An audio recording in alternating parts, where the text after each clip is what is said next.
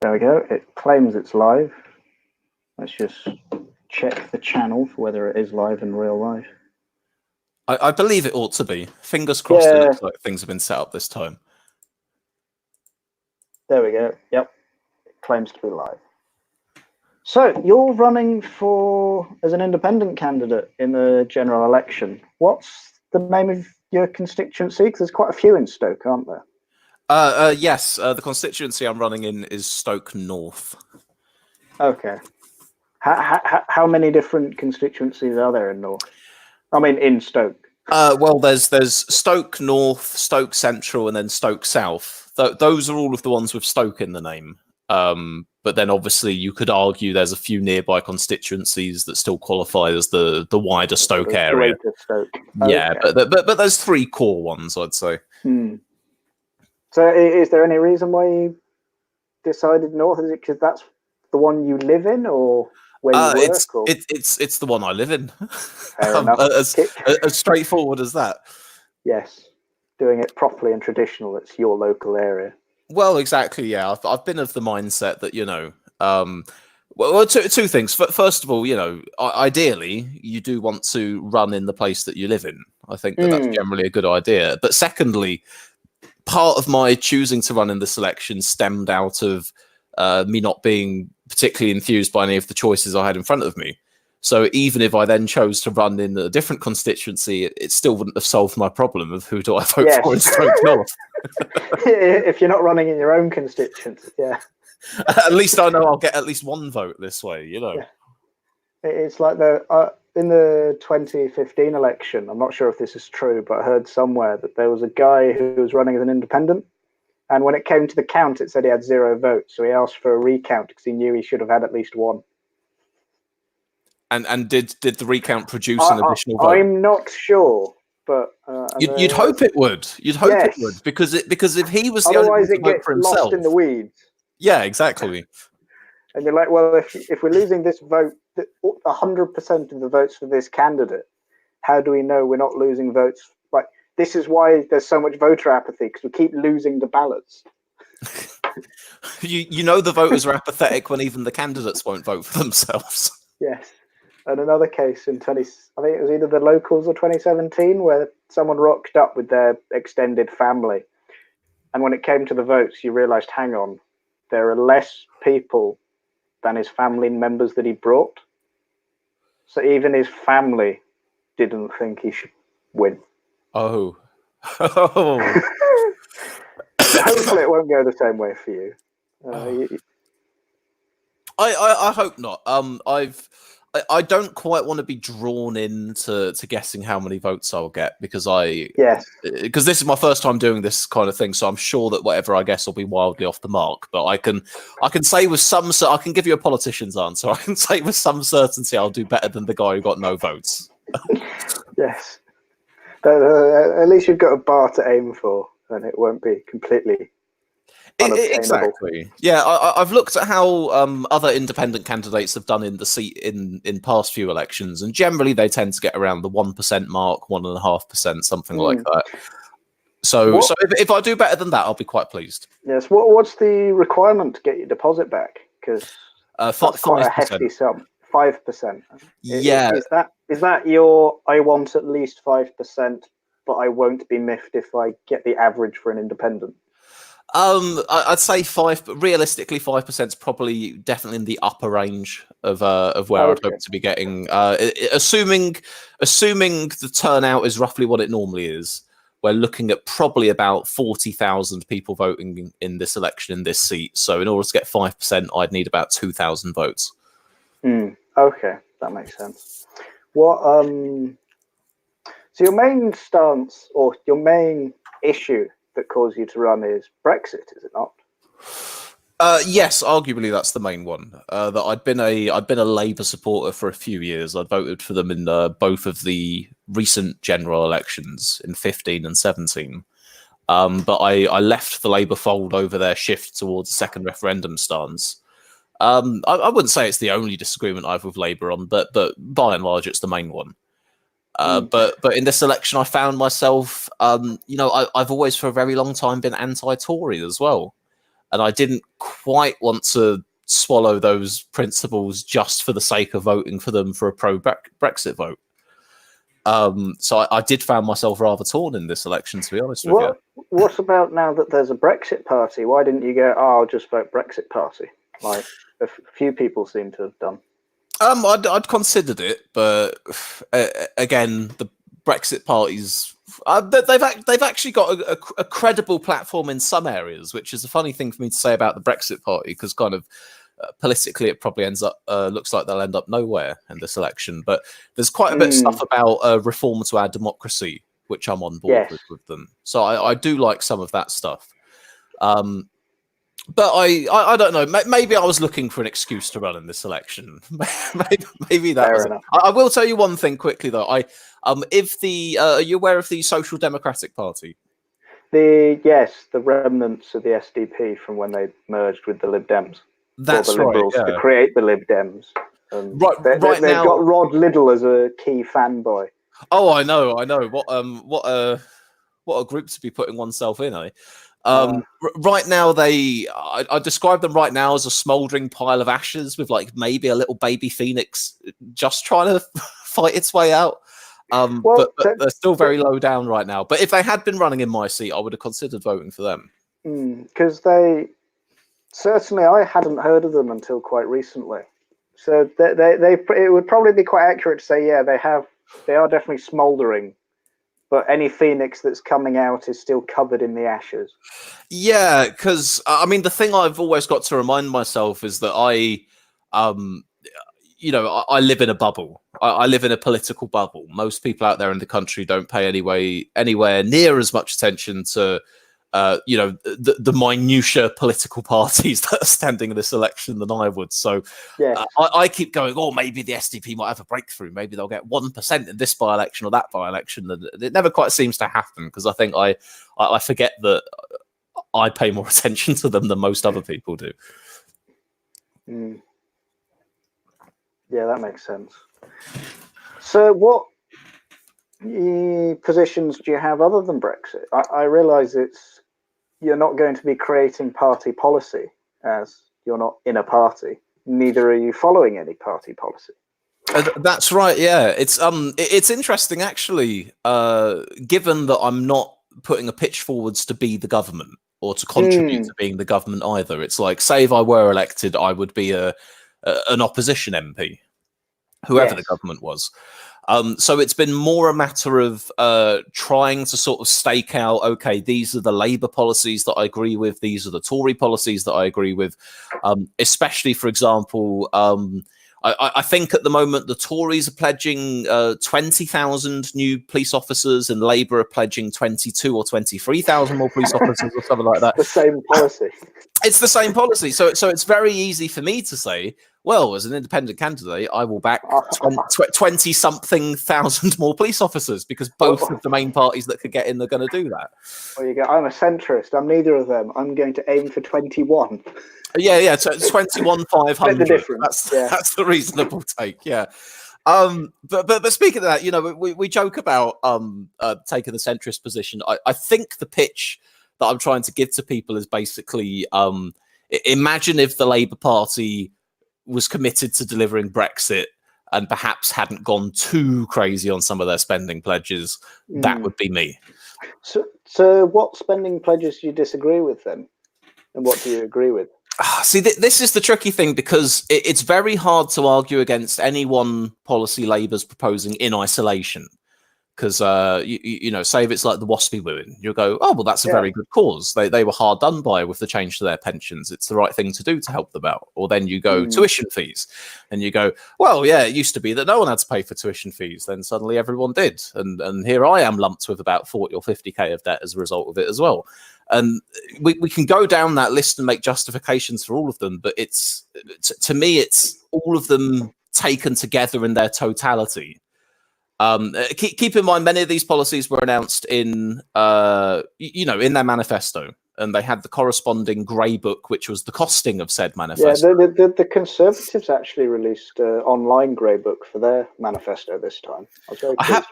I haven't actually had a chance to review. I was still under the impression they hadn't released anything. So No, they So I released appreciate you both telling me, about a actually. week ago. Really? Yeah, the academic agent that I'm aware that you are aware of um, did a live stream where he was going through the Labour manifesto, and he started turning into the Joker midway through. And then a few days later, he just uncontrollably laughing, and then realised how weird it sounded, but couldn't stop. So, if it was that, and I do think this is the much less likely of the possible outcomes. By the way, I'm personally expecting a Conservative majority. So for the most part, I've been matching myself against what the Tory policies are. But if it were the case that Labour were to get in, I think I'd support a lot of what they're looking to do within public services, within housing, within raising wages, etc. But perhaps some of the slightly more frivolous policies, the free broadband for everyone and stuff along those lines. Yeah, where did that come from? Because we don't exactly have people everywhere going, I feel hard done by the broadband networks. Well, this is the thing, though. The internet has just been getting better and better slowly. Yeah, you can go, hang on. Yeah.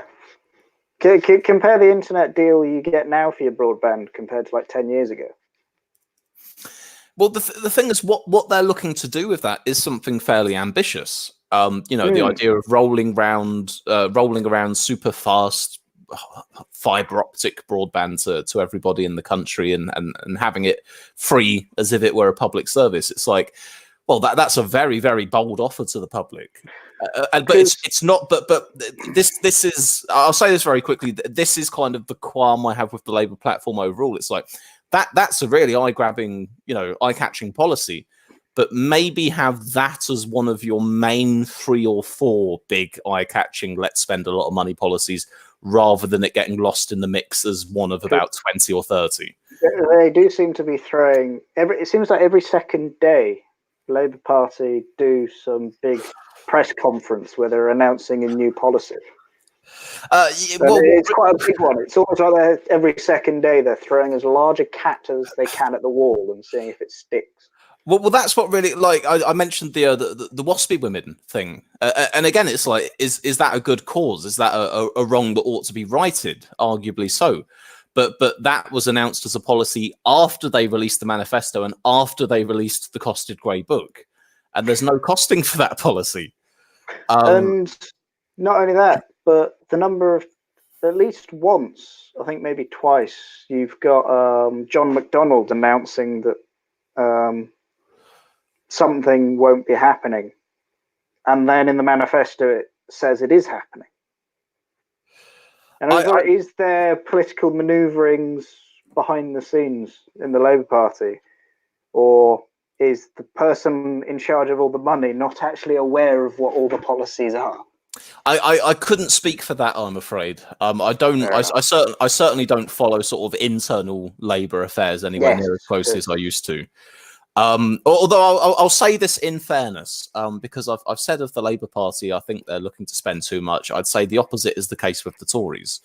There's a few areas where, yes, by Conservative standards, certainly they're looking to go on a spending spree in contrast with previous Tory governments, especially the ones imposing austerity.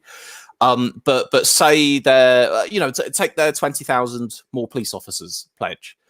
That brings us back up to where we were in 2010 before all the cuts took place. Yes. And there's a few of them in that kind of vein that I'd probably describe as a little bit piecemeal. Interestingly, there was last week I got bored in the back of a law lecture. I do engineering, law's not my thing, but it was bored. It was finance. Law's interesting, finance is dull, especially as I did economics at A level. And I just looked up the UK GDP figures and the savings ratio. Yep. And what you hear a lot from the left is that government debt doesn't matter because it's just the government owing the British people money.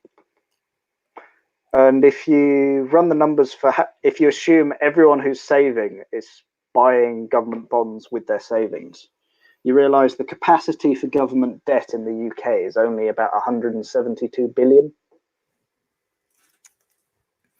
And remind me where we are right now with government debt. I'm not sure, but that's how much you can borrow each year. but we've fallen down to like around the defence budget levels. And I know that interest on the debt that already exists is higher than the deficit. I know that as a result of the cuts they've done, I think we're a lot lower on day-to-day spending now than we were before. I bet, or the amount we have to borrow for day-to-day spending, at least. I don't have the numbers in front of me right now. Just as well, this isn't an Andrew Neil style grilling, eh? No, it's not.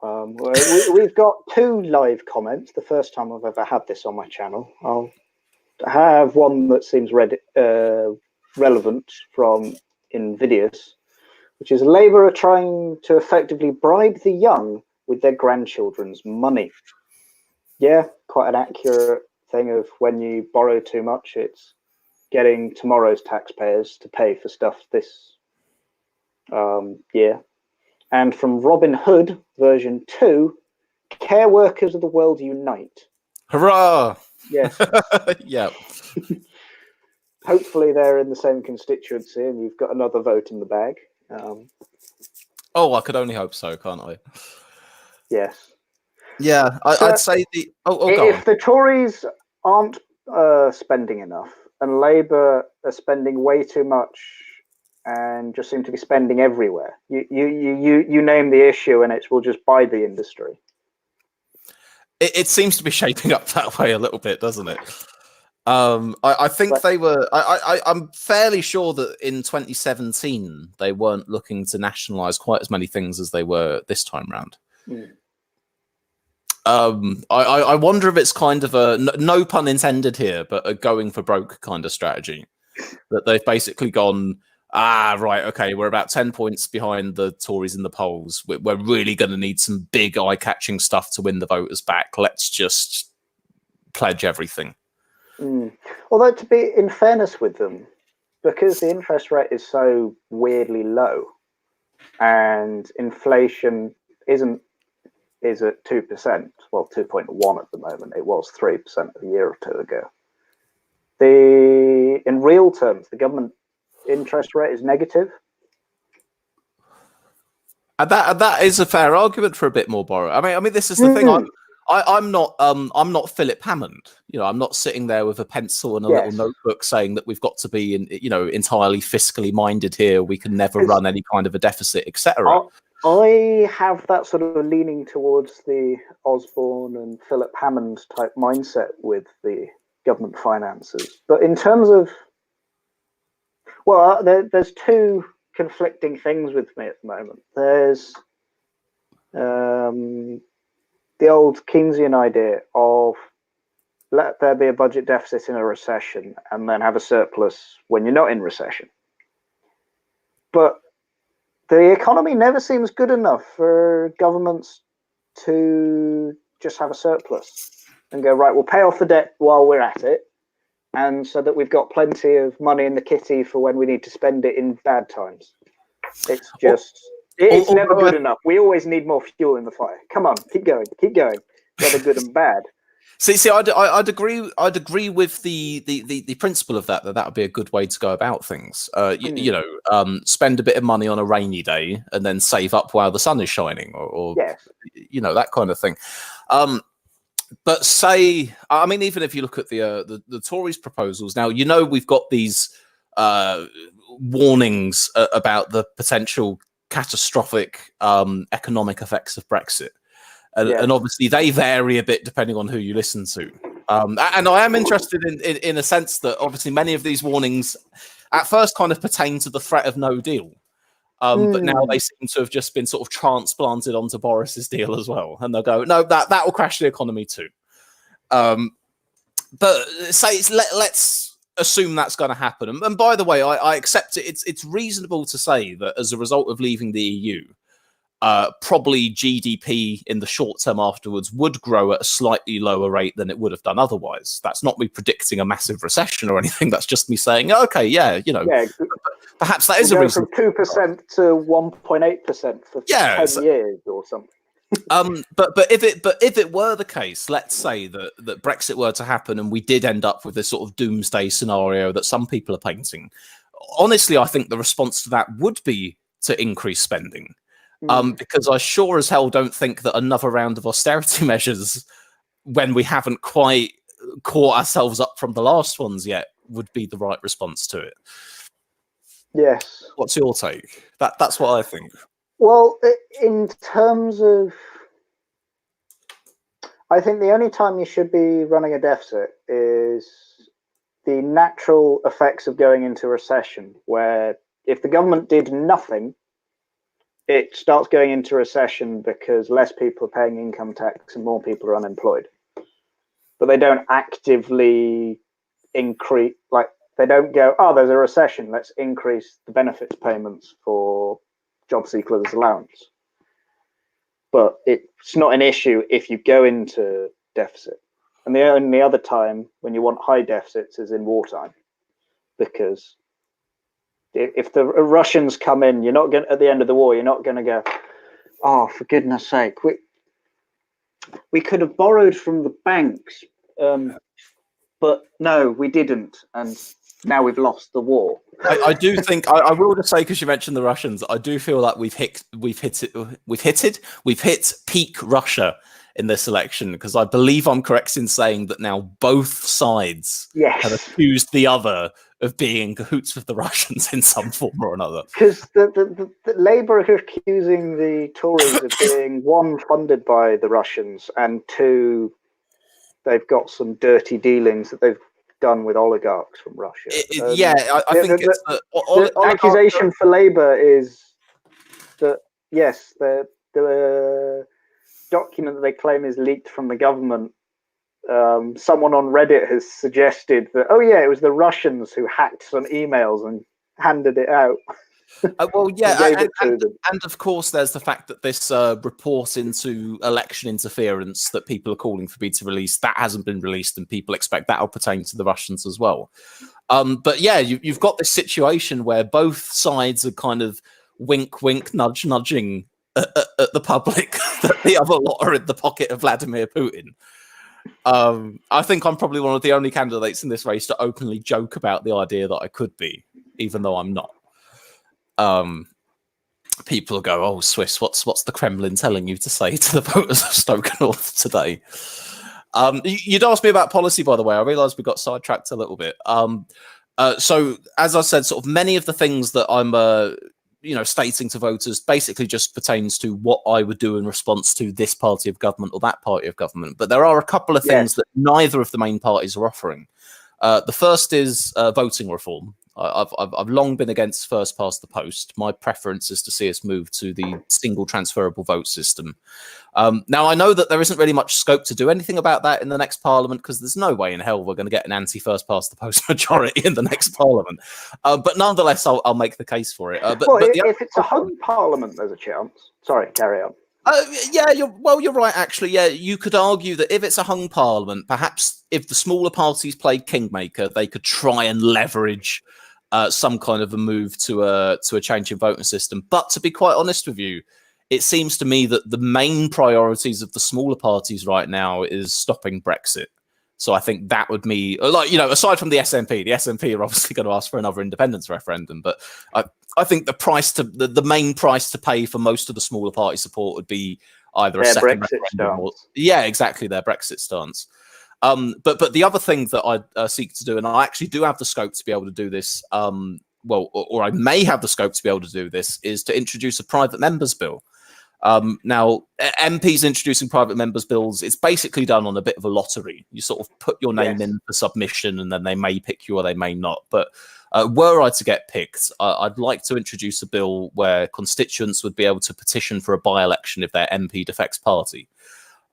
Because we saw an awful lot of that taking place in last Parliament. And it was quite ridiculous. I mean, if you take Chukwuemeka, for example, God, I'd go further than you. I'd go further than you and just make it an automatic mechanism that anyone who takes up a new party flag or whip or whatever you want to call it automatically triggers a by-election. Would you do it automatically? Yeah, I'd let MPs resign the whip without triggering one. But if you want to change and take up the whip of a party, you have to have a by-election. See, the reason my proposal is for a petition is because I've looked at the framework of what we already have for when an MP is suspended from Parliament for a certain amount of time, say if they've broken the law or whatever. At that point, and I think we've had 2 such recall petitions. There was one for a seat in Northern Ireland, which didn't reach the threshold, and then there was that more recent one with I've forgotten her name, but she was a former Labour MP who lied about speeding. Yeah, or said her son was driving. Yeah, and you know, in the first case it didn't reach the threshold. In the latter case, it did, and the threshold is only 10% of the electorate. So I think if there's a real groundswell amongst the voters to want an MP booted out, it's not too hard to muster 10% of the total number of voters. So for me, at least, I'd keep it as a petition rather than an automatic thing. Well, it gives you an idea of quite how large 10% is, that it's bigger than what you're aiming for in the election. And is that the number of signatures is above 10% of the number of people who voted in the last election, or 10% of the people on the electoral roll in that constituency? I believe it is 10% of those registered, so the electoral roll, the eligible voters. Okay. Yeah. I'm just thinking voter apathy of like only 70% of people turn out. Does that mean you only need like 7% of the constituents, or is it 10, or how does that work? No, I think it's just of the electorate as a whole. So basically what I'm looking to do is really just to, you know, we've already got a rule in place that says if you're suspended from the Commons for a certain amount of time, constituents have an opportunity to say, we'd like to rethink on our MP. So it's basically just adding switching party to that list of potential triggers. It just adds an extra clause to a pre-existing law or precedent or whatever. Yeah. Now I'm not entirely sure whether it would be a matter of amending the existing law for that or creating a new law, but I know what I'm seeking to do, and obviously were I to get elected, I'd have more than enough time and probably some very helpful staff in the Commons to help me work out the exact wording of the thing. Yeah, that's true. You've got all the clerks and stuff of the House. Yeah. So what other policy proposals do you have? Well, aside from what I've named for you already, everything else that I have on the books is stances on other people's policies. Yeah, it's something that at least another party is offering. But to list it off for you quickly, I'd support a cut in business rates for small medium enterprises, but preferably I'd see that done in conjunction with a raise in overall council from central government. Okay. Oh, just because that's been cut, obviously, since 2010 as well. And I think that, I mean, the problem that we have in our area in Stoke North is, and Stoke in general, to be honest, is there's a large number of derelict buildings. The high streets are looking pretty empty. And I know we've got the whole decline of the high street thing the country over at the moment, but we're really seeing it here, if that makes sense. And we've even had the case that, like, historical buildings that used to be factories that were quite pivotal to the, you know, former industry of this area, they'll be listed as protected historical buildings, and they'll still end up being left derelict and having to be pulled down because they're deemed unsafe or because they've been set on fire. Well, it's also because they're listed, they're harder to turn into something that you want to use them for, which means no one uses them. So there's no one paying for their upkeep, so they just decay away and get completely pulled down. Well, we do have examples. There's a couple of buildings by there's a very small train station near where I live called Longport train station, and the 2 buildings on the platform there had been derelict for some time, and I believe I'm right in saying that at least one or both of them were again registered historical buildings. From what I've seen recently, at least one of them appears to be getting renovated at the moment. Okay. I've heard conflicting things what they're renovating it into. Some people have said to me it's going to be a little museum for the station. Others have said it's going to be a Sikh temple or something. Or it may well be, since there's 2 buildings on the station, one of them's being renovated into one of them, the other will be renovated into the other. It'd be a very weird sort of combination if you go, right, welcome to the Longport train station, gift shop, and Sikh temple. How can we help you? Or the Sikh temple gift shop is the train museum. Exactly, or some combination of the two. But so yeah, I'd say one of my priorities is to first of all kind of make things a little bit more fertile to see the place. Sorry. Yeah, it's just the connection went a bit funny. Oh, no problem. I was going to say, so one of my overriding priorities is to just try and make the place a little bit more fertile to see some rejuvenation to the area. So whether that's cutting business rates, whether it's trying to find uses for these buildings. Now, you know, I can't promise the electorate I will find these uses because I'm not in the position to, you know, snap my fingers and say, right, that building's going to be this building's going to be that, Well, etc., etc. that is one thing you could potentially do with your prime ministerial salary: buy them all up. I'm glad you mentioned that. Buy them all up and then find a business for them. Well, that was something I haven't mentioned yet. Actually, I've also got a pledge that I'm going to be donating half of my MP's earnings to either charity or local causes, which in part could contribute towards that, I suppose. I've had to be slightly careful with this one because at first, when I raised the idea of this pledge, several people said to me, "Oh, you might get in trouble for that because it could be seen as tantamount to trying to bribe the voters." Which I just standard Labour practice. I'm not here to quibble over what the rules are. I just follow them. Yes. But that's what people were saying. And so I shied away from it after a while. But one day I called up the Electoral Commission. Yeah, I actually checked with the Electoral Commission, and they said to me, no, there shouldn't be a problem with that. But they said to me, I ought to seek some legal advice were I to get in about how to make the declaration of these donations, you know, open and transparent, and legitimate, and all the rest of it, which is absolutely reasonable enough. But the other thing that I've been advised to do is not to make any specific pledges where it would go yet, because say for example, you know, say for example, there's a charity operating in my constituency. I don't know, a dog shelter or something like that. And I say, right, one of these months, I'm going to give £1,000 of my salary to this dog centre. Then suddenly, all the people who work there, or the animal lovers in the seat, will go, oh yeah, that MP is going to be helping out the thing that I want with his own money.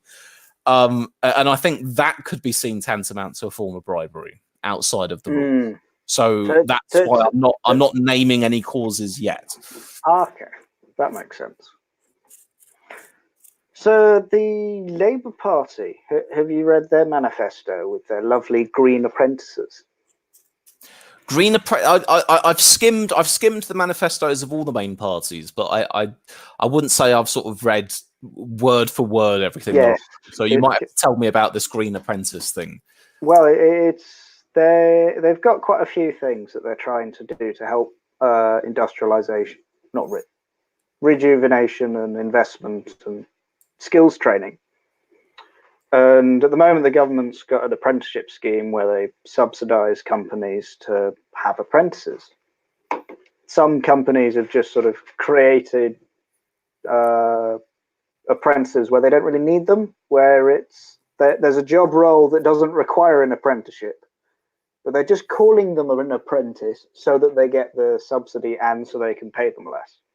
So they could basically get a bit of cheap labour from basically a quote unquote intern in that case. Then yes, but below the rate of what because the minimum wage for if it's an apprenticeship, you can be paid less than minimum wage because the argument is, well, you're working. It's like an education qualification almost. You're working towards being enabled within that industry. It's like £3 rather than £7.50 or something. Yeah, it's basically half the rate. But obviously, go on. Labour are planning on replacing this subsidy with their new idea, which at first seems the same, but 25% to be eligible for this subsidy. You have to have 25% of the apprentices being green apprentices, without actually specifying what a green apprentice is. And well, again, I can't really comment on this policy because I haven't seen it myself, unfortunately. Okay. I didn't realize I was going to be. I didn't realize I was going to be getting quizzed on the Labour manifesto. To be honest with you, Oh, fair enough. or It was just you were going, I'm mainly campaigning on Brexit, plus these are my stances on XY policy. Oh, you're absolutely right. But I mean, I've been looking at sort of the headline, public services, wages, stuff like that. When it comes to, green apprentices are probably a bit further down the list. The sound bites they raise in debates. I've pledged that I will personally plant one tree. Because I can't possibly, as an independent candidate who's not going to be in government, match all these millions and billions of trees that people are going to be planting. So I've just said I'll plant one. And possibly extend that to more. I haven't done this because this probably sounds way too gimmicky. I promise one, but there are possibly others in the pipeline. Yeah.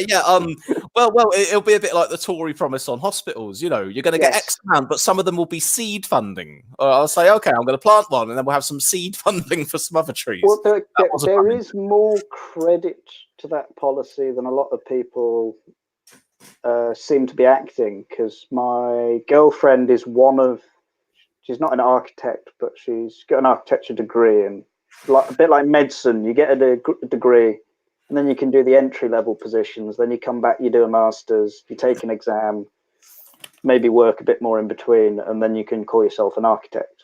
Yeah. And the firm that she's working for in York is doing a lot of work on these very hospitals that aren't in the plan, aren't fully down the pipeline. So they are actually making progress with them. They are real pledges. They're just... Listen, I won't poo-poo.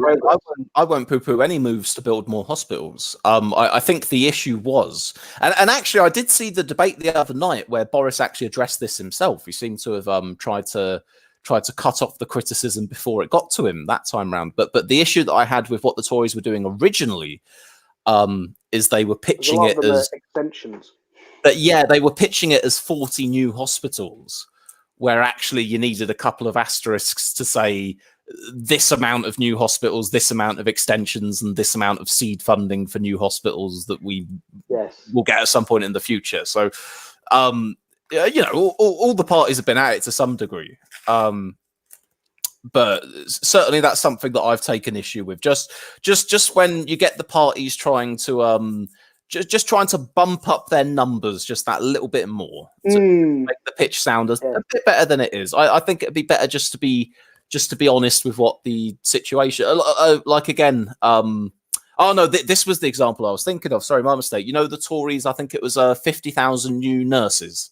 Yes, but 20 odd of which are just, we're going to persuade them not to leave. Yeah.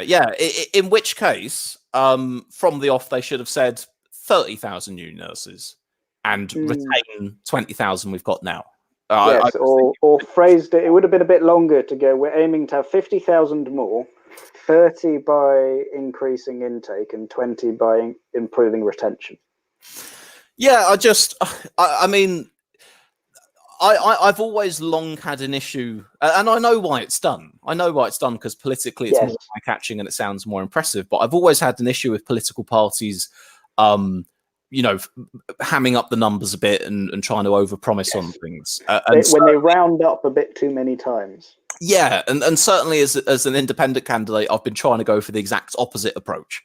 I've been trying to under-promise with the hope of over-delivering, as opposed to the opposite. Go for the get your foot in the door, get elected. Then, because you've delivered far more than you promised, everyone loves you, and you've got a seat for life. Well, fingers crossed. Possibly a bit high in the sky dream, but that's the plant one tree. Yes, that's doable. You can measure that. You can have a whole PR opportunity for the day. I'll dig the hole myself. Did you follow Al Murray and his independent? Well, it wasn't. I think he created a fuck UKIP party. Was this at the last election? This was 2015 when he stood against Farage. Yes, and he did silly things like write a shortened manifesto of just like 5 policies that were very vague. One of which was people like something about nurses. People like nurses. and make more stuff and sell it for profit. I'm in favour of good things. I'm against bad things. Yes. And then about a week later, Ed Miliband released the Ed Stone. And it's quite funny comparing the fag packet and the Ed Stone in terms of the policy choice. Oh yeah, you know what? I actually looked at the Ed Stone again a few weeks ago because I memed a little picture of myself, my face over Miliband's, and listing off a few of my policies. And yeah, that it was a few of them were quite vague sounding, weren't they? Yes. Rather than an NHS that works for all. Something about education. About the extent of it. I guess the thing is, if you're going to create a giant stone tablet forever commemorating what your pledges and policies are, you don't quite want to be too specific, so you can argue further down the line you've actually met them. Yes. You don't want to say reduce the deficit by 55 billion when in reality reduce it by 25, and everyone goes, "Oh, you lied to us. Here's the stone you prepared for us earlier." But then you do have that issue with naming numbers. Like we were just talking about numbers being hammed up a little bit too much. But say I know they've dropped it for this election actually, but for the previous 3 elections, the Tories had that bring immigration down to the tens of thousands policy.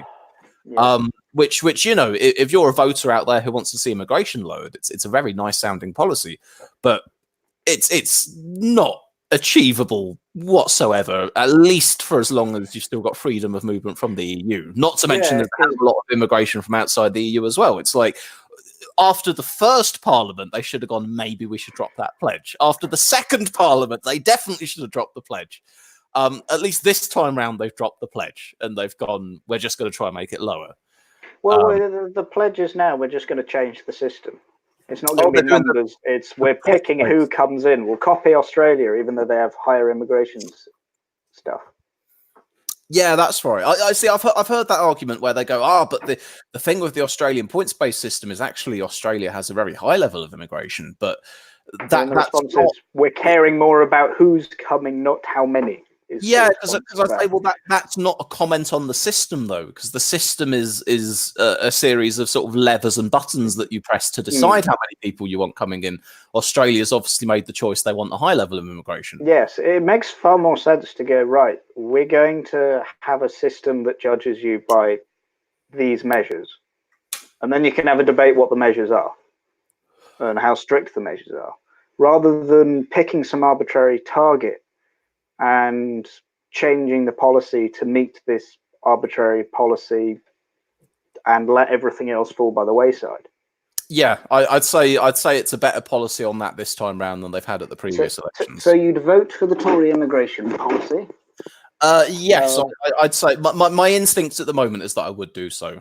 Fair enough. Yeah. I haven't read the small print, but so far I'll vote for it. Yeah, that's basically it. Like there's some stuff that I'm very happy to say off the bat. Funding to recruit more public service workers. Yes, of course, I definitely back that. But when it comes to a change in the immigration system, on the face of it, I'm supportive of a points-based system. But obviously, I would just want to read through what the actual reality of it would be and the consequences. But I'm inclined to say at the moment, yes, I would support it. What about increase teachers' salary to 30,000 a year, like the low-level teachers, not the heads of department and things? Again, I'm in favour of that because it would probably help with retention. Because at the moment we have a serious problem with a lot of teachers leaving the profession. Well, it's also not going to just help retention; it's going to increase the uptake because teaching has a reputation for not being people's first career choice, shall we say? Yeah, there's that old adage, isn't it? If you can't do, teach, or something along those lines. And if you've got a starting salary of 30 grand, that's more than most engineering graduate schemes. I have heard one complaint. It's above the threshold to actually pay your student loan. Whether it pays it off is another matter, but you're paying it off. I have heard one complaint though from sort of I don't know what you call them, like classroom support teachers or something along those lines, where obviously they're not getting the same pitch put to them but the reality in some schools can be that they essentially take over the duties of a full-time teacher just due to staffing shortages. So I think perhaps that's something that needs looking into, not just the stated role of the teacher, Yes, but what the reality of what the people working are actually having to do, because I think that ought to be paid a similar amount as well. Yes, I am well aware of the frustrations of being an assistant, doing most of the same things as the full-blown teacher or instructor and getting a fifth of their pay. Yes. I mean, we could always just fob them off on a teaching apprenticeship and pay them fuck all. Yeah, that's true. Yeah, just say they're a teaching apprentice, and then after 5 years in the job, they can have the big shirt. That is not a policy announcement for the benefit of anyone listening. To be fair, if you're a teaching assistant for, let's say, 5 years, why can't you get what further qualifications would you require if you've been a teaching assistant for 5 years to become a full-blown teacher? Oh, see, this is something that I really ought to ask my mum, actually, because she'd started jumping through the hoops to become a teacher a number of years ago, but changed career paths for reasons. But she was looking into doing this all at some point and trying to get the relevant qualifications and all the rest of it. On the face of it, for the time being, what I can just say to you is that I think you like increasing their pay. Yeah, well, in the teaching profession, if you're doing the same amount of work as a full-time teacher and taking on those same responsibilities, you probably ought to have pay that reflects that. I think that's fair enough. Fair enough. I will mention one thing to you, which I don't think we touched on yet, which would be this was raised at the hustings the last time round, the one I'd previously been to, and it was a matter of prisons, prison places, law and order, whether or not, and obviously I know this has come into the debate recently after the London Bridge terror attack as well. Oh yes, about the question of serious. I mean, I know we're talking about terrorists, but overall you can talk about serious offenders and whether they're carrying out their prison terms and all the rest of it. I think on that particular question at the last hustings, I had the privilege of being one of the last people to answer, so I had a chance to hear what everyone else was pitching. Sort of take a note and go, I'll take your first paragraph. Well, it wasn't that different, to be honest, because you had the Green candidate stand up and sort of give the pitch that you'd imagine on, well, we need to focus on rehabilitation.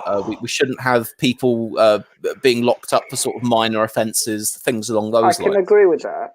Yeah, and then you had the Brexit Party candidate saying what we need to do is we need to lock them up and throw away the key. Well, more or less, yeah. We need to build more prisons. If it's serious offences, we need to see it carried out to longer term. We shouldn't be having early release on this sort of thing. And then by the time it got round to me, I had a sort of, well, why not have both moment? Where I thought, well, if we're talking about a threat to public safety, then obviously it is the more serious offenders that you want to be carrying out their terms, especially if you're not yet convinced they've been quote unquote rehabilitated. Yeah. God knows if we're talking about the terrorism issue for that matter. But given prison places are already at such a shortage at the moment, it's like, well, yes, obviously building more prisons will give you more capacity, but maybe we also want to look at a way of reducing the overall prison population. Yeah. So I think what I'd advocate for is basically any measure that could try and do both, sort of to end up with less people in prisons for minor offences. But if you're in there for something like murder or terrorism or anything similar, how about you carry out that term you've been given? Don't imprison people for mean tweets. But if you try to throw yourself up on the bridge, you're staying there for a long time. I mean, fortunately, to my knowledge, I don't think we've quite got to the stage yet where people are being imprisoned for tweets. They'll just get fined. But we are getting fines for YouTube videos and slightly threatening police turning up at the door and checking their thinking. Have you got a license for that tweet, Sunshine? Yeah. Because have you read the book The Secret Barrister? No, I haven't. But give me a summary, by all means. I haven't completed it, but there's several chapters on the magistrate court system and how the minor offences. So the court is broken up. The court system in the UK is broken up into civil and criminal. Yeah. Civil court is you're taken to court by another member of the public. Criminal court, it used to be the same until 100 years ago or so, and then we decided it was a good idea to standardize the system a bit, and if you murdered someone, it was the state who took you to court, not the victim's family. Yeah. And due to medievalness, the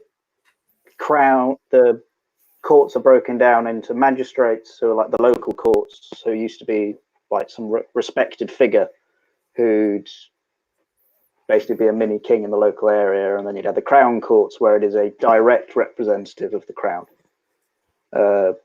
adjudicating justice. And that evolved to criminal courts have a proper jury in them, but magistrates courts, the judge is both the judge and the jury. Serious crimes go to a criminal court, crown court, sorry, and minor offences like shoplifting go to the magistrates court. But due to budgetary reasons, we've got issues like the CPS, who is the Crown government body, Crown Prosecution Service, who prosecutes. Losing documents and not coordinating properly with the relevant lawyers or the police, and if you get a burglary, if you get burgled, the police do a preliminary investigation where they take number prints and check if you've got CCTV, and the Crown Prosecution then go, no, you don't have enough evidence to prosecute, and the police go, what's it bother investigating? But interestingly, magistrates' courts don't have a jury. And the Bill of Rights from 16-something and both Magna Carta say you can't take someone's liberty, so you can't imprison someone without taking a jury of their peers. And so if it's a minor enough offence that it's going through a magistrate's court, we shouldn't be imprisoning them. I'm inclined to agree with you there. Yeah. I obviously want to admit that I haven't read the book that you're speaking about, so my knowledge on this subject is obviously a bit limited. But from what you've said so far, it makes very good sense to me. Certainly, if you're looking at depriving someone of liberty, have them judged by a jury of their peers. Yeah, absolutely.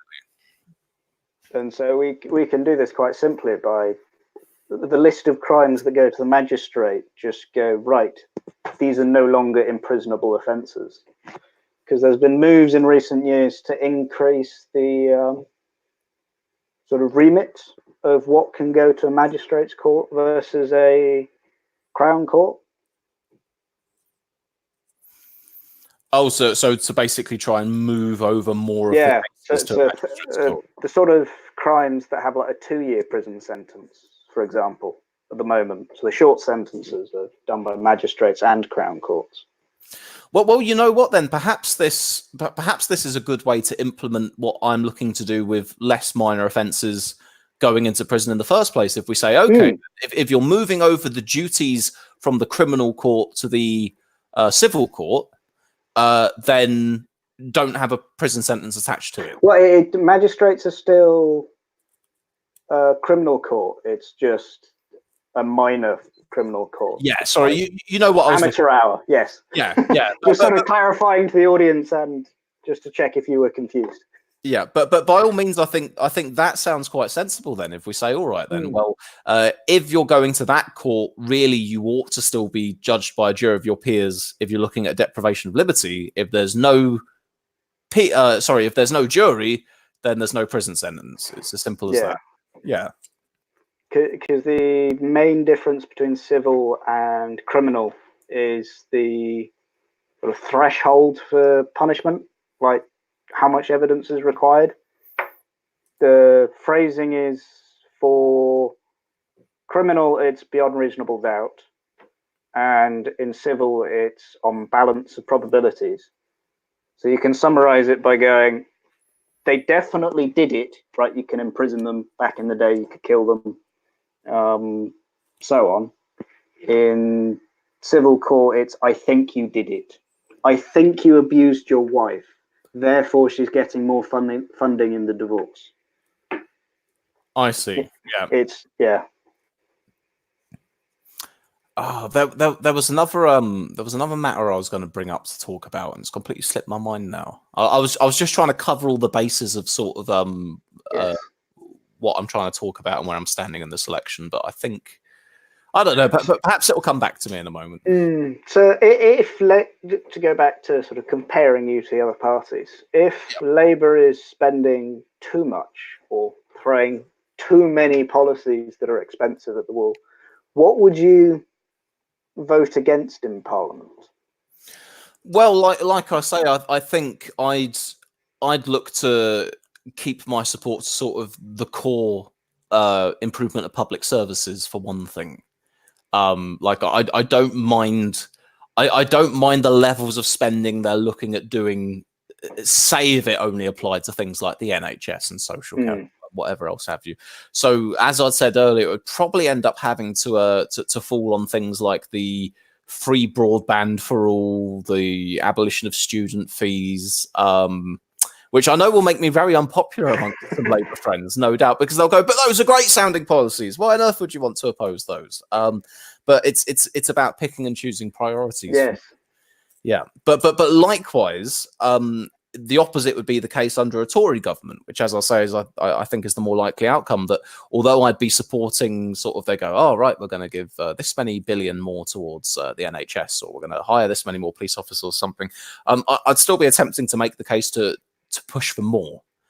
Again, even if I'd be unsuccessful in it. I'm beginning to feel like perhaps not a modern day Lib Dem, but you know the role of the Lib Dems traditionally has always been what the Lib Dems should be. Yeah, to position themselves right between Labour and the Tories and go, oh, that's too much, that's too little. They don't have any brains, they don't have any hearts. I'll be somewhere in the middle between the two of them. I'm basically going for the old Lib Dem pitch. Yes, what the Lib Dems should be with a sprinkling of Brexit. Yeah. Along those lines. I don't know how to put it. Imagine if Labour, the Lib Dems, and the SNP? No, SDB.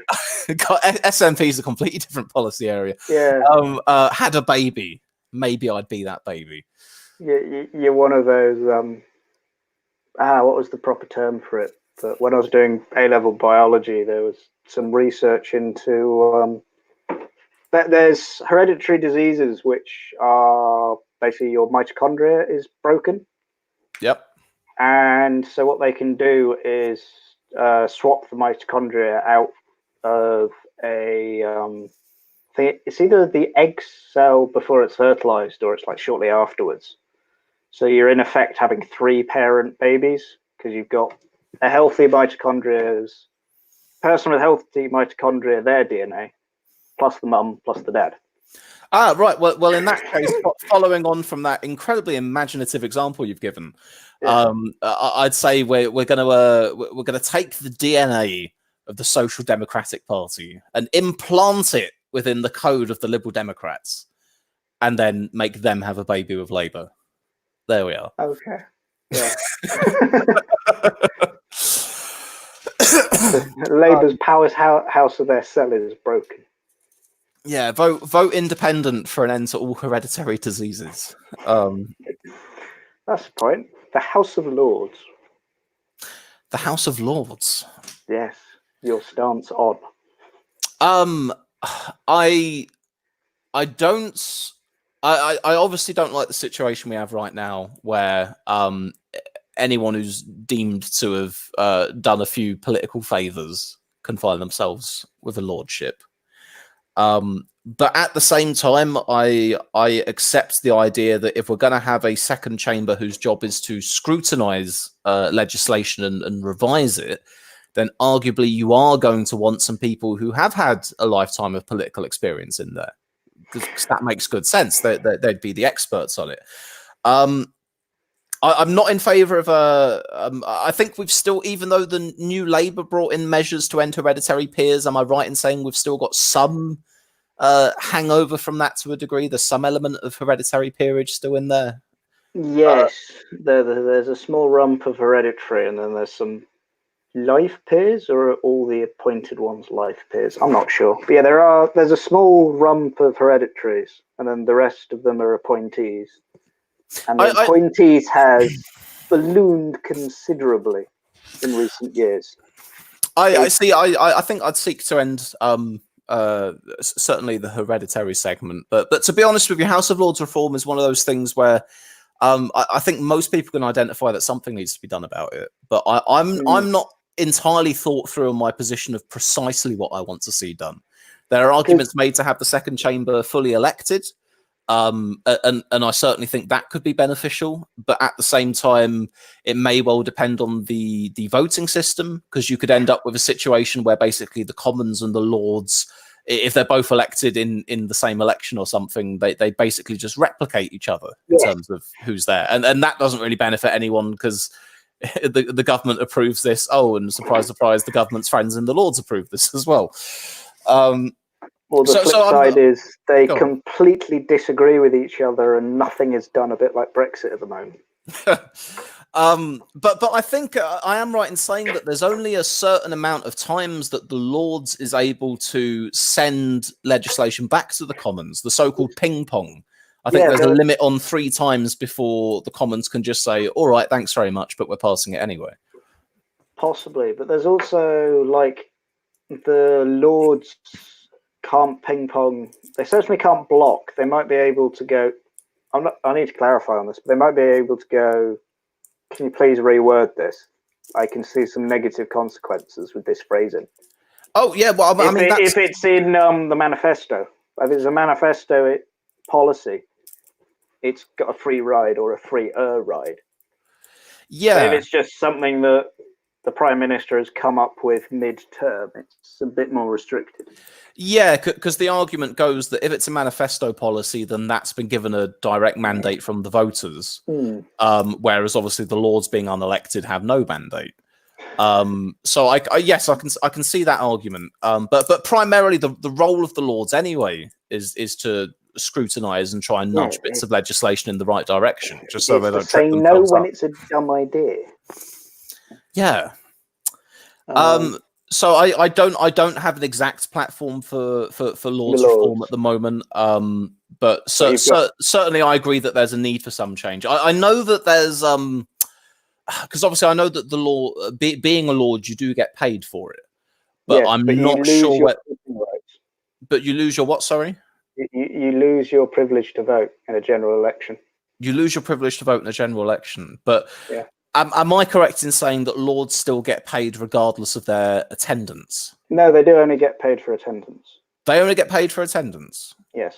Is that correct? So, I may have been reading the wrong things in that case then, because I'm sure there's a few things I'd read that said otherwise. I was under the impression that they got paid for basically attending the Palace of Westminster, but not necessarily for speaking in the House of Lords.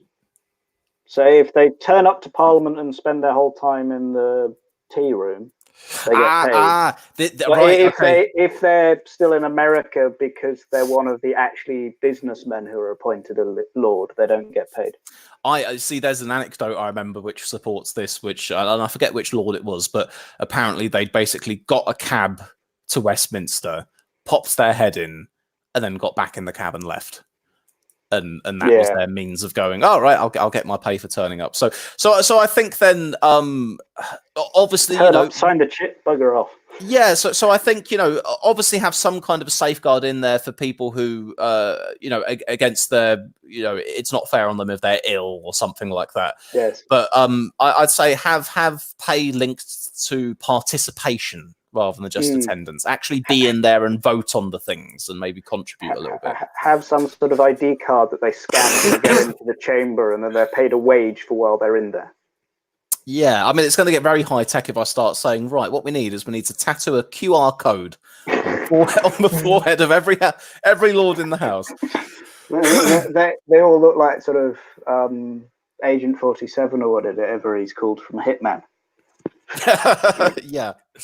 But I think overall, the case that ought to be made is that if there are going to be people in these positions of power or being paid nice amounts of money, you want to get the sense that they're worth it, don't you? Yes. You want to get to the sense that they're actually there for legitimate reasons. They're carrying out their role with a reasonable amount of effort being put in, and you can actually see some payback for it. Payback isn't the word. That sounds quite negative, but you know what I mean. Yeah. They need to actually be providing a service. Yes, a return on the investment. How about that? Because I think it was the sort of 2015, 2016 honours list, sort of Cameron's last one. They Telegraph mentioned that the House of Lords is the second largest parliamentary body in the world, with that Chinese monstrosity being the only thing bigger. Yeah. And yes, when you're comparing the our upper chamber to that of the one in China that's just a rubber stamp, you start going, maybe we should trim the tree a bit. I mean, how many lords do we have at the moment? Is it about 900 or something around that number? Something like that. I think that's where, if I'm or remembering, that's how many turn up every now and again. if I'm remembering correctly, I think it was something like the Lords is about 900 and that Chinese chamber is about 1,100 or 1,200. Yeah, but, something like that. But I encourage listeners to go Google that yourself, because it was a time ago that I think I saw those numbers. But you know, we can make a case then to say, you know, have the Lords have their pay linked to actually turning up and doing the job. Yeah. Perhaps have either it doesn't even need to be all of the Lords, maybe even a proportion of the Lords have that elected. I see no harm in that. So if you just had let's say 30% of the House of Lords, or half of it is just right, you're all going to basically be a rotten borough. Each party puts their list a bit like the EU election, and it's purely proportional of the national vote. Yeah, and then at least, you know, for every 1% a party gets in the election, they get one lord. And you could say at least that's marginally better than the situation at the moment. I know it's still got its own flaws as well, but at least if it's the public choosing which mates of the parties get in, rather than just the parties of government choosing, it's a slight improvement. Because what would you think of the idea of resetting the hereditary peers? If you just go, right, we'll just form a massive jury of like 600 people, call them lords, and all their descendants can sit there, and we'll have a few extra ones on the side for whatever else. Like you're allowed 10 businessmen in there at any one time. But I'm not sure if I see that as an improvement, because I don't think that I don't think that lineage is the correct qualification. It's not so much lineage should entitle you to it, but it is a way of selecting people that makes them independent of politicians. They don't owe anyone anything. They don't owe the Labour Party their seat. But I think if that's the primary objective, then you may as well just say have the House of Lords something similar to jury service. Yeah. Every few years, call up the best business minds and lawyers and teachers and headmasters and former politicians and what have you, and get them to do it for a few years. And then arguably you could have a similar effect to it. Or it would, although part of the benefit of it is you've got so many people who are just so oiled and doddering, they've been there for so long that they know how it works and what the legislation actually means when it comes to them to scrutinise. Well, that's why I'm in favour of having people, you know, like I say, I'm not against former politicians sitting in the Lords, because I think if you're coming from that kind of background, you've obviously got experience in it. But I'm against the idea of it being your cronies. Yeah, being just sort of this immovable political class, that Yes. just kind of replenishes You vote them itself. out of office, and next month they're in the Lords. Well, we make the same criticism of people going off to become EU commissioners or the like, don't we? Oh, we go, we do. oh, you've lost your elections, but there you are to go get a nice salary for a job in Brussels. So I think you need to look at the things in the same kind of terms. Because certainly the Lib Dems, when after they lost at the end of the coalition, they got a large amount of Lords who were basically people who failed to get re-elected. Yeah, and obviously, at the end of the coalition being 2015, that was the year that in the general election, the Lib Dems got absolutely demolished. Yes. So you had a situation where less elected MPs, more Lords. Yes, and it wasn't even a case like Lib Dem grandees from a bygone era were put in the Lords. No, it was the candidates who failed to win that election the year before. Yeah. So look, I'll be frank with you. I don't have a sort of silver bullet proposal at the moment to say this is precisely what I do to reform the Lords. But I am of the mind that we could definitely benefit from a few improvements. Oh, absolutely. Yeah. Yes, leave something to be desired.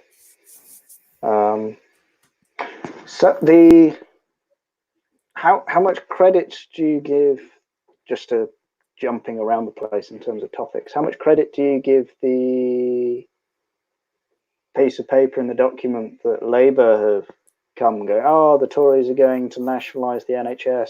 I mean, privatise. Nationalise the NHS? Oh. Yeah. Well, I'd seen, because I believe it was a few months ago, there was a Dispatches documentary. And I think they'd got their hands on some of these same documents, and that's what they'd been making out of this. And then Labour obviously did similar. Now, I'll preface this by saying that I don't personally trust the Tories to be the best stewards of the NHS. Generally, I'm more comfortable with Labour in regards to the National Health Service. But saying that, they have signed less PFI contracts than Labour did. That is true. They've signed some, but they've signed less. That is absolutely true. And obviously that can be pointed to and go, oh, we talk about privatisation in the NHS and all this, that, and the other. Yeah. Well, for me at least, it's even though they say since 2010 NHS funding was ring fenced, obviously we know it equals a real terms cut, and you do only need to have to look at the news where you go, okay, waiting times have increased by this much, this many people on stretchers in hallways. That is the reality of the thing. But in regards to this this trade deal, this is the thing that gets me. These were discussions that took place over 2 years prior, I think, stretching from 2017 till earlier this year in 2019. Boris Johnson's prime ministership. Yeah, and I know Boris makes a lot out of not me, Gov. I've only been PM for a little while. But in this case, you could say, well, it's not necessarily what's been done under his direction anyway. But this is the thing that I think's being missed is that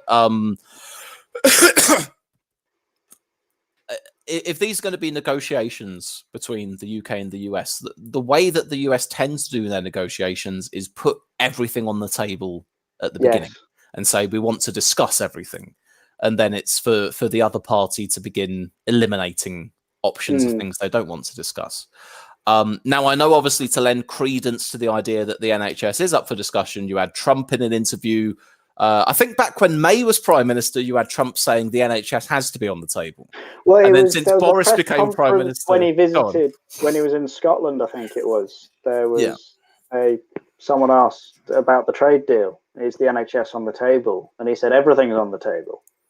And Theresa May's like, it's not. And then in an interview, he's like, I don't want it. Why would I? I didn't know anything about it. Well, I mean, it's Trump being Trump, isn't it? Which is just, on a different day of the week, giving a completely different answer. I even think you've had a similar thing with the Prince Andrew thing, where Trump goes, I don't know Prince Andrew, whatever. And then it's said that, oh, actually 18 years ago, he was boasting about how he beat him at golf or something like that. Although Trump does play a lot of golf. But here's the way... Epstein likes women younger. So here's the way I see it as far as the leaked documents go. Obviously, it shows that in the exploratory talks, should we call them that, Yes, okay. for a future trade deal, obviously matters involving the NHS have been discussed. But from what I've been able to see from these leaks, there's nothing that indicates any sort of admission or intent on the part of the government negotiating to say, and we will be opening the NHS up for you to privatise. I haven't seen anything to that degree. So the matter, I think, comes down to whether or not you trust the intent of the Conservatives on the NHS with a trade deal. If you're in the camp that doesn't trust them, then obviously what's been released is going to confirm your suspicions. But if you're in the camp that thinks, no, they're not going to, then there's nothing actually concrete within this that says they will. It's also a large amount of drug companies are based in the US. A large amount of medical research goes on in the US. Are we going to ban the NHS from purchasing drugs from America for ideological reasons? Well, the concern... Or ban the Americans from selling them here? Well, the concern is, and you tell me what you think, because I think this is a legitimate concern if it comes to pass. The idea that by opening ourselves up to having to buy US drugs, we may have to pay more for drugs than we would have done otherwise. But if that's the case, why wouldn't we be buying a cheaper in-house one for whatever we were doing previously? Well, that's exactly if it. There was a clause of, right, we are going to reduce our tariffs on X, Y, and Z as long as you purchase X and Y drugs from us at this price. That is a case of, wait, no. Those are two completely different issues. No. But if it's whenever you're procuring drugs, an American company has to be an option. I think that is my borderline case. I think the concern is, forgetting for a moment what the Tories' intentions with this may or may not be, because obviously anything that Labour says will be the Tories will wholesale sell the NHS to Donald Trump personally or something similar. But I think an argument that does hold weight is the idea that we could end up being strong-armed in this. That if you obviously look at us as a trade, as one side of the trade team, and then the US as the other, we know who the larger party is. So some are saying, well, it may well be the case that regardless of what the intentions are in negotiating this deal, further down the line, we get to the point where it's, well, look, either you take what our proposals are or you don't. And maybe they'd be forced into accepting things they don't like for the sake of a trade deal. Especially since ideologically the Tories aren't well known for their support of nationalisation. Well, there we are. Yeah. So I think, so just going back to the whole thing about the leak papers in the first place, I think there's a fair case to be made that there could well be downsides to a US trade deal for a number of reasons, depending on what the deal turns out as. But I don't buy this line that the leaked documents are proof that the Tories are planning to sell the NHS to Trump. Because I'm of the stance of, I don't fear anything in terms of the NHS, but I am concerned that, let's say we make it tariff-free access for beef, let's say, and we've got quite reasonable animal rights laws about agriculture, but the US don't. Yeah. And you're going to have lots of American factory farmed beef undercutting our nice pasture beef. Now, you might say, the British public is going to be resistant to that because of the amount of pride and marketing behind British and Irish beef. But it's still a case of being undercut and having a choice of, do we deregulate or do we let our beef farmers go out of business? Yeah, and that is a tricky situation because I certainly think post Brexit, one of the main messages we ought to be hearing out of government is actually a push to buy British, to support local producers and manufacturers. I think that would be a massive help for us. But like you say, obviously, if you've got these American products flooding the market that may well be cheaper but of a lesser quality, is that really going to help us out in that sense? Yes, the made in China of food. Yeah, what I'd say to that is, I think, well, first of all, my preference would be for the government to reject anything that would result in real sort of subpar products entering the marketplace. But otherwise, the alternative to be just to label things clearly. Yes. And I already know, because I anticipate what people online say about things. I already know there'll be one or two out there who may go, aha, but in the leaked documents, it even said that the United States didn't like the idea of labeling these things. They wouldn't be very happy with it. Just make labeling a red line. Yeah, you go, well, that's the point of a negotiation. Yeah. You're supposed to fight the corner for those kind of things. I'll say this, by the way, just to move us slightly back more onto the grounds of my campaign. If I were to get elected as an independent, I am supportive of the idea of us getting a trade deal with the US, but whether or not I would vote for that trade deal in Parliament would entirely depend on the content of the deal. So I can't flat out say to people at the moment I would vote for a US trade deal. I wouldn't, because I don't know what the content of the deal would be. If it's the case, say worst case scenario of what Labour's pitching, that all of our fucking chicken will be, pardon me, look at me swearing when I'm in an official capacity interview. I can't do this at the hustings tomorrow night. It's going to be in a church. Is it a Catholic one or otherwise? If it's Catholic, you can at least go to the priest and ask forgiveness afterwards. I believe it's C of E.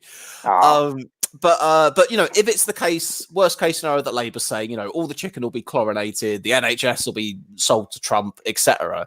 Of course, I wouldn't vote for a trade deal that would pertain to those kind of things. But if it was a more favourable one, then I would do. That's the best I can say right now.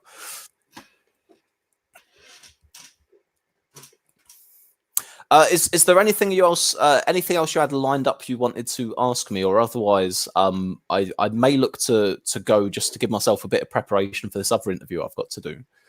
Yes, well, I've just put on the screen the British standard symbol. If we give access to the Americans to sell us food, we should stick this on all our packaging. That's made in-house, because this is certainly used for industrial purposes. So if you've got, let's famously, walking around Dubai, you'd see lots of manhole covers with the British standard symbol. And we don't see it quite as often anymore because the EU. You often see the CE. Symbol. And this is interesting, because this is the British standard symbol. We already have our own in-house set of standards. I'll be honest with you. Copying and pasting the EU stuff into this. I'll be honest with you. I think that logo could do with a redesign. To Why? be honest, I don't. The one you've got up now, the heart, is that kind of the heart one? With the S, the B at the top that's rotated, and the S in a triangle. It's too difficult to look at that, working out what it is. To be honest, I think you need something with a Union Jack behind it, and then maybe you could have a B and an S, but then it will just spell out bullshit. But what I was going to say is that the British standard symbol and having that labeling up our products and our produce, that could be a handy way to that could be a handy way to circumvent the Americans saying they don't want labeling on their stuff. You could say, all right then, if that's a red line for them, the Yanks really don't want us to be labeling up saying, warning, this is from the US, they may have subpar standards. But if instead you just have everything that isn't from the US labeled to say that it's got really good standards, then you're essentially serving the same purpose, aren't you? Because either you're looking out for a positive label or a negative label. Yes.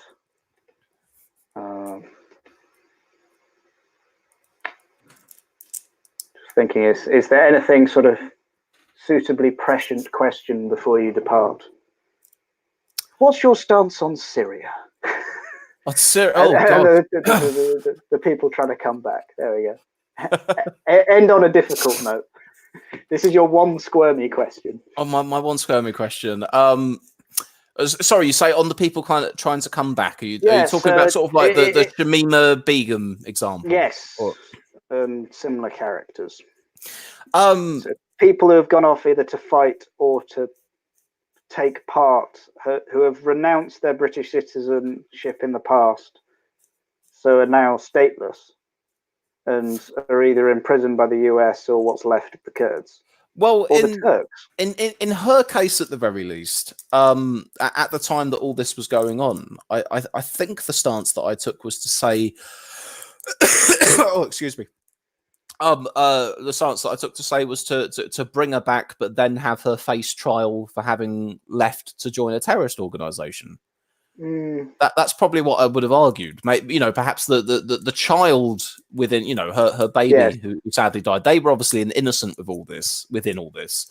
But she herself should have obviously faced the consequences of her actions, or even say, bring the baby over. Bring the baby, but you can stay in Syria. Yeah. Because I didn't quite, and I do have sympathy to a degree, because I obviously understand that if someone's going to go and fight for this kind of a cause and actually decide, hey, you know what, the Islamic State sounds pretty good. There's obviously something pretty messed up going in there, and you can say, well, maybe they've been brainwashed or idealized or what have you. But I do think there's still a sense of responsibility for those actions you've got to take. You still need to go, well, look, at the end of the day, that person made the decision to go over there despite all the warnings. And the thing that really got me, to be honest, I think it would have been a different story if, when we'd first seen her appearing in the news, she goes, you know what, I'm so sorry, I made such a mistake. How on earth could I have done it? I thought I was getting one thing and I got another. But she had a slightly Prince Andrew-esque interview.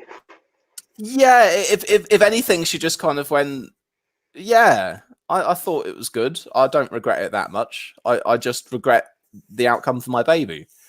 And I thought, you have one shot there to win the British public on side with a bit of contrition. And you didn't. So, on the other side is, if you're too harsh, the people who have gone over to help the Kurds, who have been an ally of ours, but there hasn't been a legal route to do so, might blend in with the terrorists and be some collateral damage of a harsh policy, shall we say? Yeah.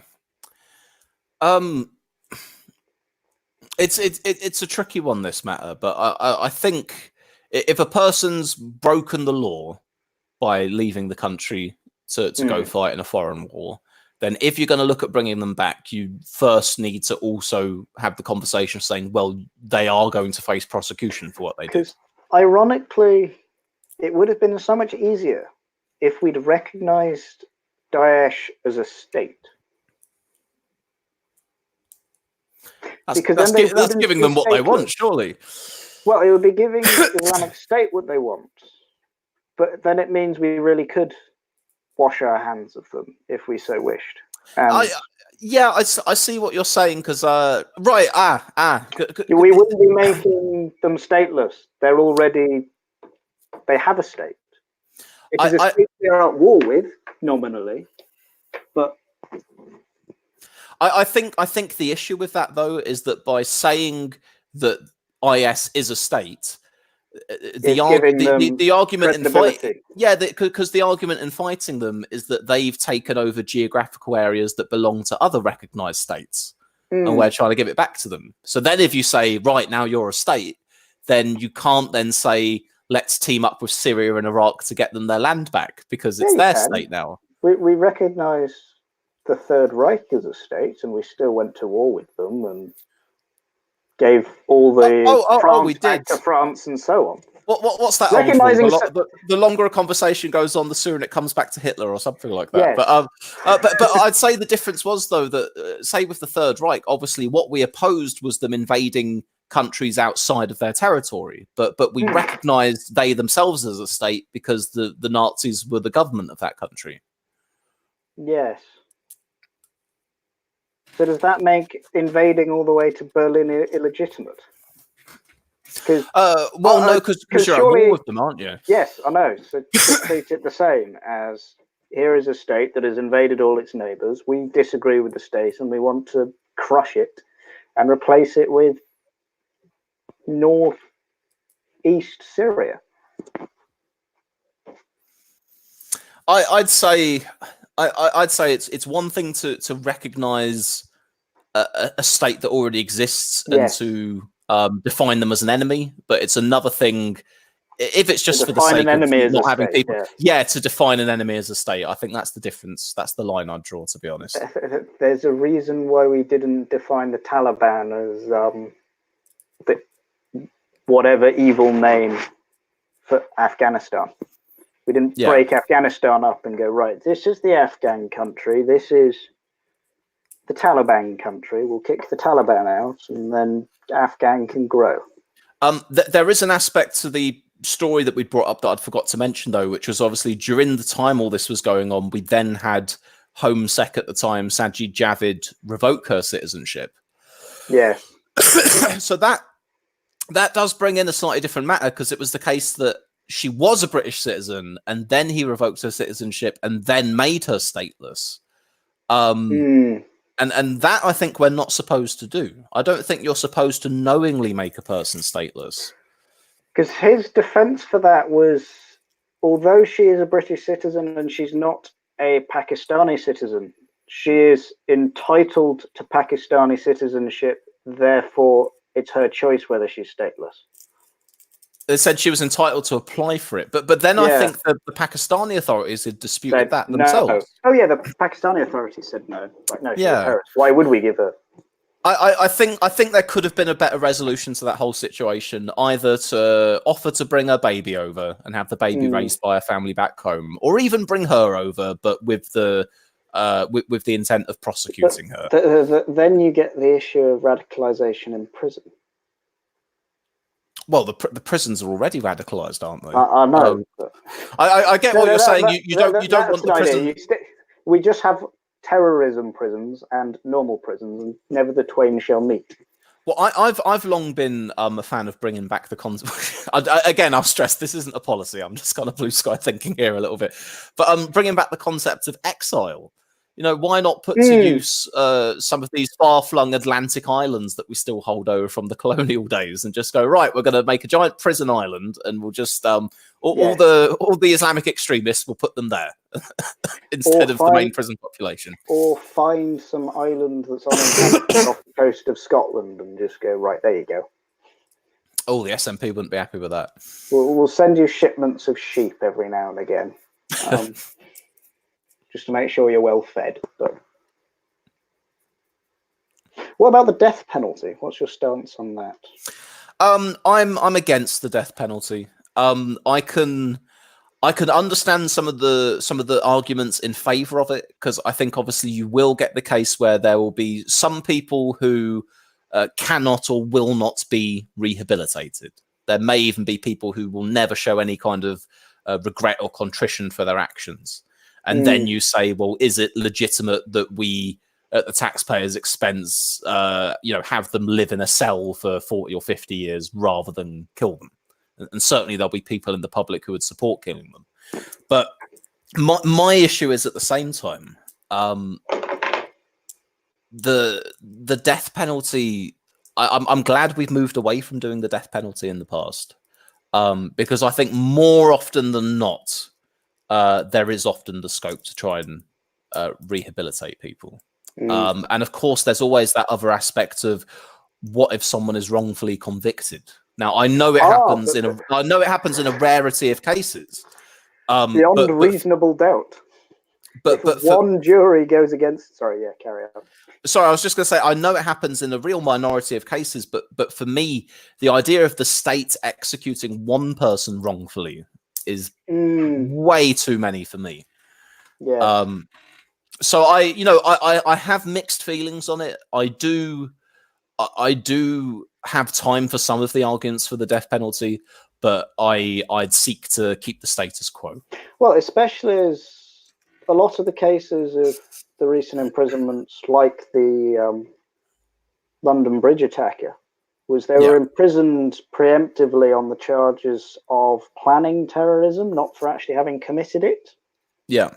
And you could have quite a dangerous situation where, if you have the death penalty for terrorism charges and violent offences like, let's say, murder and maybe rape, yeah, you could have a dangerous situation of the state accusing you of plotting terror, framing you for it, and then they don't have to worry about some vengeful person being on the streets after the sentence because they've killed you.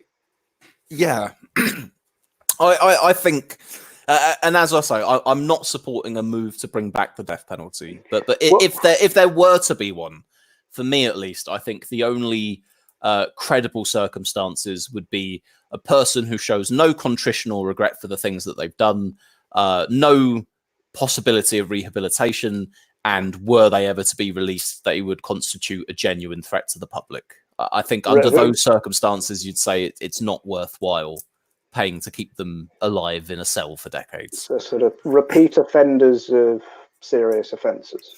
You know, basically, I went and killed or raped a bunch of people, and I'd bloody well do it again. Though, yes. you know, the ones who really sort of feed off of their own notoriety. I don't have much time for them. But again, I feel that's me letting my worst instincts play out. Generally, I do believe that it's a better thing not to have a death penalty. But like I've said, if we're talking about just the overall price of keeping prisons running and the cost of the things, have prisons reserved for the most serious of offenders. Find other means of punishing those who commit more minor offences. Just have a queue of what once you become the person with the most minor offence, you can leave. Yeah, and or you know, just exile them to the Sandwich Islands. That's the other one. Send them to Jersey, sorry. You can live in a tax haven. There you go. So, because interestingly, with the death penalty, I'm not aware of a party when they got rid of it having it in the manifesto, and there was never a referendum on it or anything. So the British people, so to speak, haven't been consulted on the issue. Yeah, that's true, and that's we've had many years where being pro death penalty has been a bit of a faux pas, certainly by the media establishment. I know that when it comes even if you're not so much pro death penalty, unless exceptional circumstances, where you're a bit agnostic on the issue, is that a reasonable way of putting your position? So what you're saying is, I just realised I did. No, sorry. What was your play? I was just about to ask a question, and then I realised I was doing that. So what you're saying is situation. You're Kathy Newmaning me. Sorry, can you state it again, just so I'm clear what you're asking? Would it be misrepresenting you to say you, on the whole, disagree with the death penalty, but you're reasonably agnostic on it for very serious offences that someone isn't repentant for, and they're saying they'd do again? I'd say, how would I put it? I'd put it in this kind of sense. You know how you have politicians who they'll say that they're religious and that they take like a religious view or a personal view, but then they have a political view in how they'll tend to vote on the thing. I'd say that's probably the difference with me and the death penalty. It's like, for me personally, there probably are people who I think would deserve it, but I don't see it as in the public good to seek to change the law on that, even if I may well go, oh yeah, that bastard deserves it. Fair enough. So what would you say on a referendum on the death penalty?